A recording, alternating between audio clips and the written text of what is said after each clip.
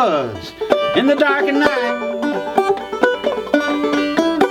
On the rooftops of an inn sat a raven in the pale moonlight. The woman stopped there until morning just to rest her weary old bones. And she paid for food and lodging with the shards of broken precious stone. Her room was dark and gloomy that night. It was cold and damp. There was no light inside. There was no flame burning in the lamp. And when the morning star came rising, the woman readied for to leave,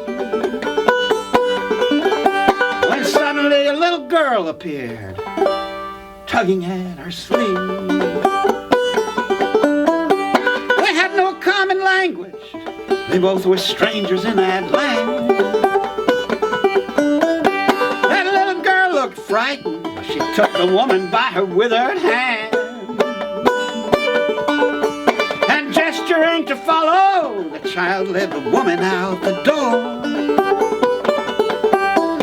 And they mounted on that donkey and rode it through those dark woods once more.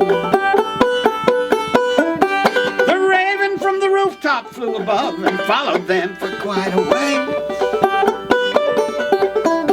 Those woods were getting denser. Passing through them might take many days. They had neither food nor water, and they saw no other travelers on that route. But somewhere in the distance they could hear the whistling sounds of a flute.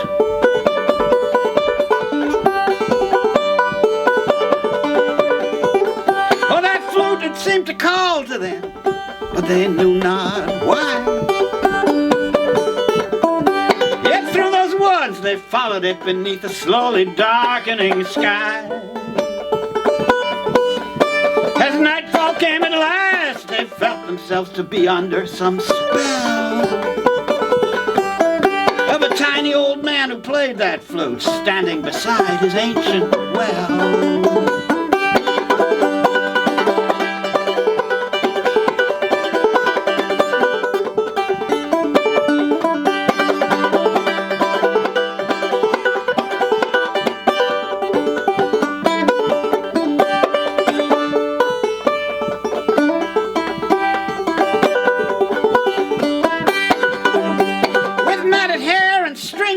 He was a grizzled creature from the wild.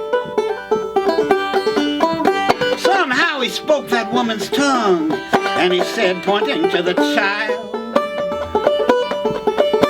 "I see you brought a bride for me." He grinned and stood there in his rags. Well, I've been offered brides before, you know, but they have always been old hags. You brought a fresh one. She's so much more to my taste. Just leave her here. You can go. I have no time left to waste. I want no idle conversation. You've already been here far too long. So leave us be. Be gone, old witch, before I do you wrong. But she would not go. Instead she spoke and raised her one good arm. "I must not leave you, sir, or this young bride will cause you harm. I must use the dark arts on her before you can safely take her hand. Or else her magic touch will kill you, sir. Kill you right there where you stand. But I will need your help, sir, so that I can weave my magic spell. I will need for you to fetch for me one thing, the light down in the well." "What light is that?" the old man asked.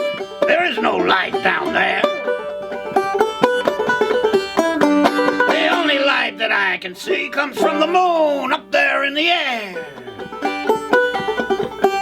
And then the woman said, Ah, but that moon, it has an evil, mighty twin. And if you look down in your well, sir, you will see that twin within. and she added as he gazed upon that evil moon below, That twin's from hell. So, sir, climb down that rope and fetch for me that light down in the well.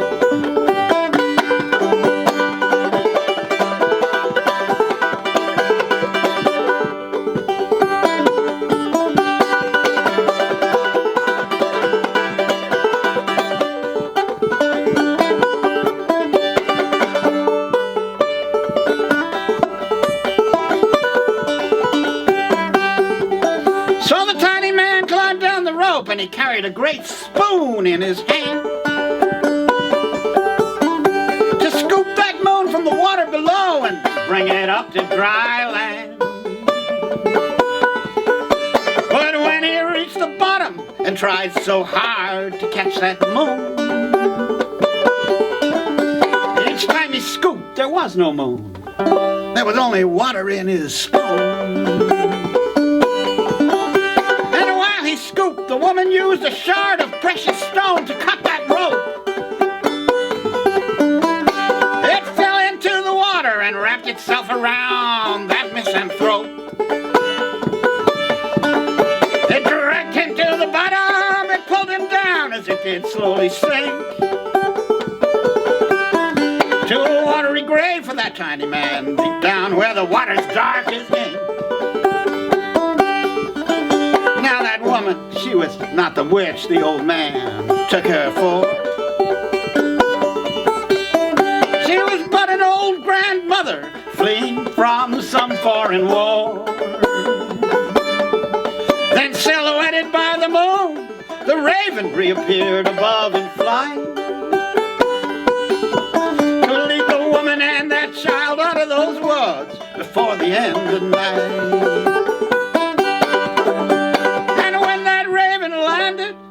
A young woman suddenly stood there,